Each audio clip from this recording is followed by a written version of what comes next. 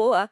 Hoje nossa exploração vai fundo num conceito bem fundamental para a conservação ambiental, né? Baseado aqui no nosso material de geografia, os hotspots de biodiversidade.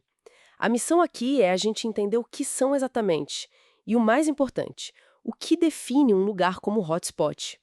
A ideia original, pelo que vi aqui, é do ecólogo inglês Norman Myers, lá de 1988.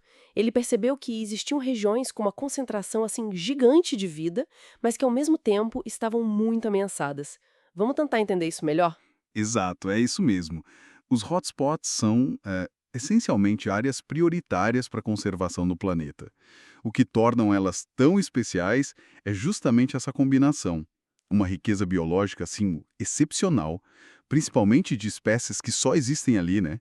E, junto com isso, uma pressão humana muito forte que ameaça essa diversidade toda. Certo. Você mencionou espécies que só existem ali, as tais espécies endêmicas, é isso? Isso parece chave. Precisamente. Espécies endêmicas, sejam plantas, sejam animais, são aquelas nativas, sabe? E exclusivas de uma determinada região geográfica. Elas não existem em nenhum outro lugar do mundo. Essa exclusividade é, sim, um fator super importante na definição de um hotspot. Entendi.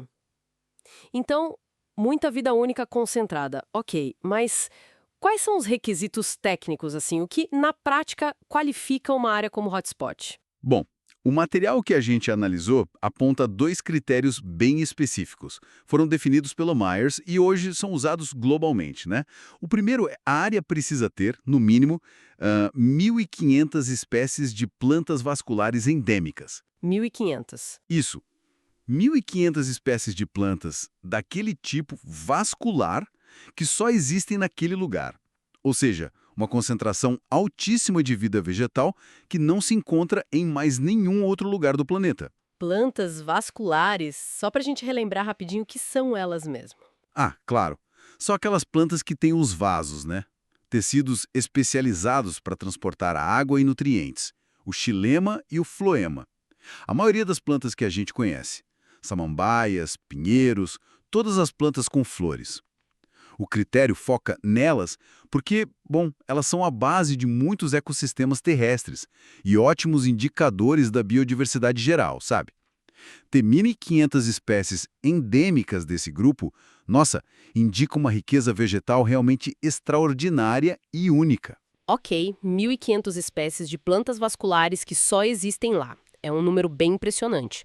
E qual o segundo critério? O segundo mede o nível de ameaça. A área precisa ter perdido 75% ou mais da sua vegetação original. 75%, nossa! Pois é um limiar altíssimo. Uau! Então não é só ser incrivelmente rico em vida única. Não basta. Tem que estar, assim, severamente ameaçado, quase no limite. Exatamente. É essa combinação que justifica chamar de hotspot. Um ponto quente, crítico, que exige atenção urgente para a conservação. A ideia é focar os esforços, que são sempre limitados, né? Onde a perda seria mais trágica e a ação é mais necessária. Faz todo sentido estrategicamente falando. E além de ser esse abrigo para espécies únicas, qual o papel mais amplo desses hotspots? Eles têm outras funções? Ah, com certeza. E isso é fascinante. Apesar de serem áreas pequenas na superfície da Terra, o impacto deles é enorme. Os hotspots oferecem serviços ecossistêmicos que são vitais, sabe? E que beneficiam todo mundo, muitas vezes bem longe dali. A gente está falando de regulação do clima, manutenção da fertilidade do solo, proteção de fontes da água, polinização, e também funcionam como tipo um termômetro, indicando os impactos das nossas ações no ambiente. Impressionante mesmo. O material até menciona que hoje são 36 hotspots reconhecidos no mundo. E eles cobrem só 2,5% da superfície terrestre. Parece pouco, né? Parece pouquíssimo. Mas abrigam, tipo, 44% das espécies de plantas e 35% dos vertebrados terrestres. É uma concentração absurda. Exatamente. É uma eficiência incrível da natureza concentrada ali. Mas, por outro lado, uma vulnerabilidade gigantesca também. E o Brasil, claro, tem um papel de destaque nisso, né? Abriga dois desses hotspots mundiais, Quais são mesmo? o Cerrado e a Mata Atlântica. Os dois com níveis altíssimos de endemismo E, infelizmente, os dois enfrentando pressões enormes de desmatamento e de degradação. Eles são exemplos perfeitos dessa dinâmica. Muita riqueza e muito risco. Então, para a gente amarrar aqui, hotspots são definidos por essa dualidade, né? Uma biodiversidade endêmica altíssima Isso, e, ao mesmo tempo, uma perda massiva de habitat.